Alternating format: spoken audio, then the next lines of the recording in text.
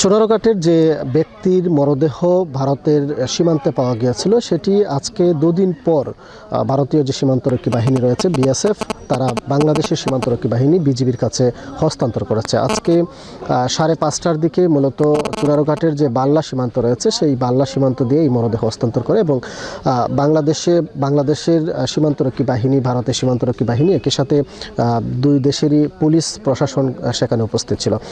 মূলত তার যে মৃত্যুর বিষয়টি সেটি গেল মঙ্গলবার সামাজিক যোগাযোগ মাধ্যমে ভারতের যে বিভিন্ন সামাজিক যোগাযোগ মাধ্যম রয়েছে সেখানে লাইভের মাধ্যমে আসলে তার পরিবার এবং বাংলাদেশের যে আইনশৃঙ্খলা রক্ষাকারী বাহিনী বাংলাদেশের সীমান্ত রক্ষাকারী বাহিনী তারা মূলত জানতে পারেন।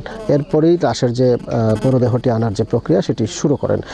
আমরা আসলে তার পরিবারের সঙ্গে কথা বলে যেটি জানতে পেরেছি, তার পরিবার বলছেন যে যিনি নিহত হয়েছেন তিনি হবিগঞ্জের চুনারুঘাট উপজেলার গাজীপুর ইউনিয়নের পশ্চিম ঢুন্ডা গ্রামের বাসিন্দা জহুর আলী। তিনি মূলত ঢাকার একটি বেসরকারি কোম্পানিতে সিকিউরিটি গার্ড হিসেবে কাজ করতেন ঢাকার গুলশানের বসুন্ধরা এলাকাতে। তবে গেল শনিবার তিনি 5 দিনের ছুটি নিয়ে মূলত তার বাড়িতে এসেছিলেন, যেটি গাজীপুর ইউনিয়নের বাংলাদেশ ভারত যে সীমান্ত রয়েছে সেই সীমান্ত ঘেঁষা তার বাড়িটি। এবং তার স্ত্রী যেটি বলছেন, বাড়িতে শনিবার আসার পর রোববার তিনি কিছু লুঙ্গি নিয়ে এসেছিলেন, যেটি স্থানীয়দের মধ্যে আসলে বিক্রি করার উদ্দেশ্যে রোববার সন্ধ্যার দিকে বাড়ি থেকে বের হয়েছিলেন এবং এরপর আর তিনি ফিরে আসেননি। গেল সোমবার যেটি আসলে বিভিন্ন সামাজিক যোগাযোগ মাধ্যমের অর্থাৎ ভারতের ত্রিপুরা রাজ্যের যে খোয়াইয়ের যে সামাজিক যোগাযোগ মাধ্যমগুলো রয়েছে সেখানে লাইভে তারা দেখতে পান যে তার যে মরদেহ সেটি খোয়াই হাসপাতালে রয়েছে। এরপরেই এই মরদেহ আনার যে প্রক্রিয়া চিহ্নিত করার পরে আসলে বাংলাদেশের যে আইনশৃঙ্খলা রক্ষাকারী বাহিনী রয়েছে এবং সীমান্ত রক্ষাকারী বাহিনী রয়েছে তারা ভারতের বিএসএফের সঙ্গে যোগাযোগ করে এবং বিএসএফ যেটি বলছে যে তারা সীমান্ত থেকে, এবং আজকেও কিন্তু আমরা এখানে যারা